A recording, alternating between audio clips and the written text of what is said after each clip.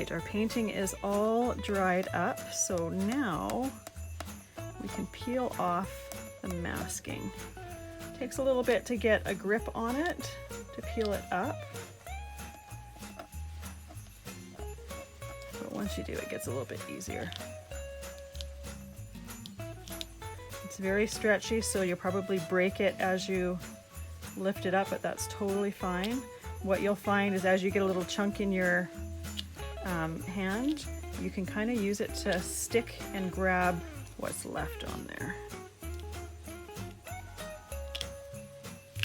It comes off pretty easy, and you see how pristine and white that those areas that we had the masking on there, just protecting them really, really nicely.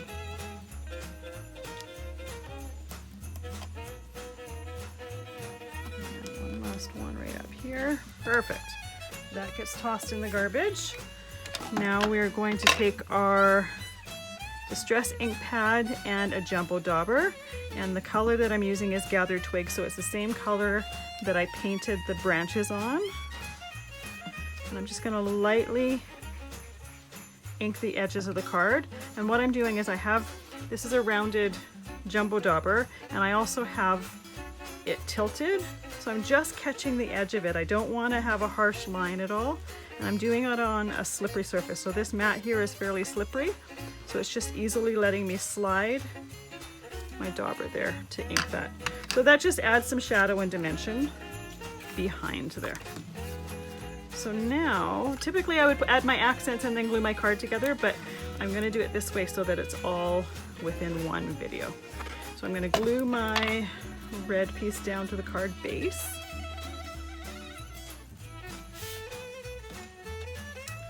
And then I'm going to glue my image piece down.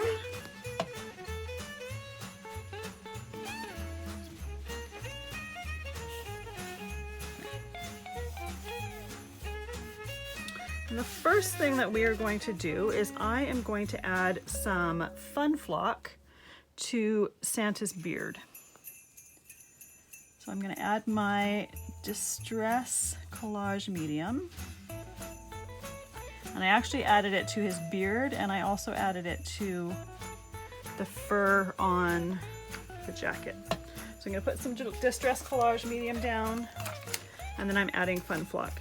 And Fun Flock it's just flock.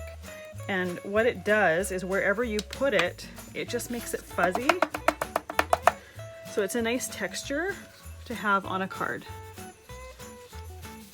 So you can see this one here, I didn't mask it, so it's the same color as the background. This one here, I masked it. And I just wanted to do the difference to show you that the Fun Flock itself doesn't add color. So this one, even though it's white Fun Flock, is pretty much transparent. So if you want it to be nice and white like that, you're going to want to make sure that you do mask off that section so that it remains nice and white. So I'm going to do that first before I do anything else, because if I do this later on and I have wet stickles on here, which is going to be my next step, I'm going to end up flocking the stickles, which works. You absolutely can flock stickles because stickles is a glitter glue. So having a glue base to it, it would definitely, the Fun Flock would definitely stick to it. And it's something that I like to do sometimes. I like to put stickles first and then put glitter or the Fun Flock down, because then you have the best of both worlds. You have a little bit of stickles, a little bit of glitter, and you also have the softness of the Fun Flock.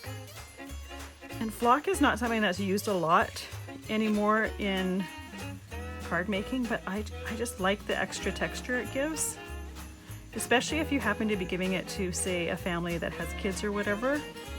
It's just fun having something that has a little soft area on it. So I've got my clear Star Jelly Roll pen that I am putting on the berries, and I also put it on the white part of the candy cane. And it's going to make it nice and sparkle. You could even put it on the red part of the candy cane. The red is going to show right through. But it just adds a nice touch of sparkle there. It doesn't add any dimension, it just adds the sparkle. And then last but not least, I'm going to put some glossy accents on the ornament. Now you're going to want to try avoid as much of the painting, the green from the vines as possible, because that is dye based. As soon as you add moisture, it's going to rehydrate that. So if you accidentally get it on some of the green, that's probably going to run and seep into your ornament. Just be forewarned about that.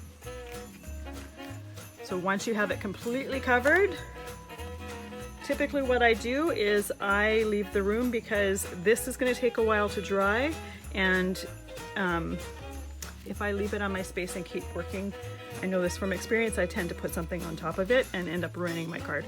So I will leave that alone and then leave the room, but this is what it does. So it's nice and glossy. It adds just a touch of dimension, not so much that it's going to add extra postage if you're mailing it, but it's just a fun, different texture to add to your projects.